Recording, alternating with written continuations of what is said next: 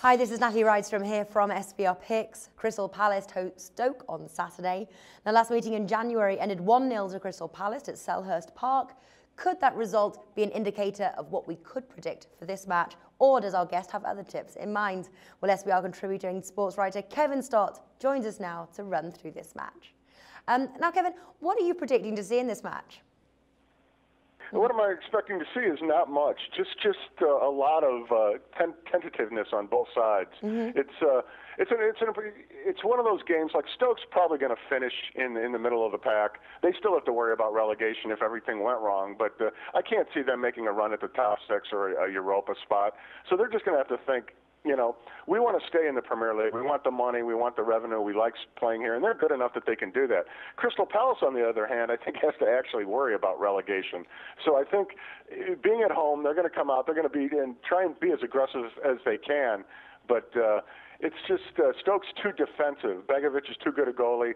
And like you saw, it was 0-0 yesterday. That's the type of game that you might see for a while. This could be 0-0 for a long time.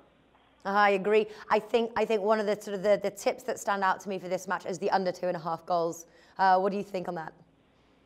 Yeah, I think so. When they played in this situation last year, Palace won 1-0, and I think that you could have the same exact scoreline. I think there's going to be minimal shots on goal. It's forecast 40 degrees Fahrenheit, 4 centigrade, 80% chance of some type of precipitation in South Norwood, London, on Saturday night from a distance. So it's not going to be great soccer weather. And these two teams just don't have enough. Let me say it simply. They don't have enough money to buy the killer players that Chelsea and Manchester City and Barcelona and Real Madrid and the others have. They're just mid-level to poorer clubs, and they just don't have the killer expensive strikers and attack force, Natalie, that others have. Therefore, they have to work with what they have. They have Peter Crouch. They have some decent guys, and Stoke does. And I think they can find a way to win. I really do. I think just because of the situation, and this is one of those games that fits the perfect mold for a tie. You know, but I think Stoke can find a way to win. But in terms of handicapping and giving out advice, my strongest lean would be, I agree with you, the under here. Just a whole lot of nothingness. At 2.5, the juice is $1.62, so they're expecting it to go under. I'd say pay the juice, and if it goes 3, you deserve to lose. Under 2.5 is the call. Yep. Looking at the three-way line here, Crystal Palace hold the shortest odds, price 2.7. Stoke very close here, 2.9, and the draw 3.3. Will you play the winner's market?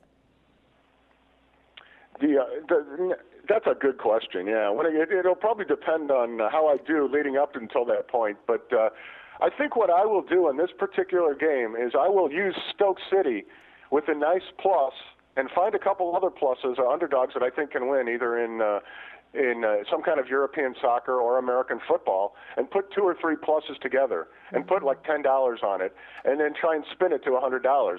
If I lose, I had fun with it, right? If I win, it's you look good, and this is the type of game that Stoke can win this game. Let's just face it. All right, so we're looking at a Stoke win here, and definitely the under 2.5 goals. Kevin Stott, thanks for joining us today. Hey, thank you, Natalie. The SBR network offers free sports picks and game breakdowns, big money free betting contests year-round, a real-time Vegas-style odds monitoring service, and much more. So come see for yourself. To stay updated on SBR news and promotions, follow us on Twitter, Facebook, and Google+, and do be sure to subscribe to the SportsBook Review YouTube channel to catch all our daily sports shows.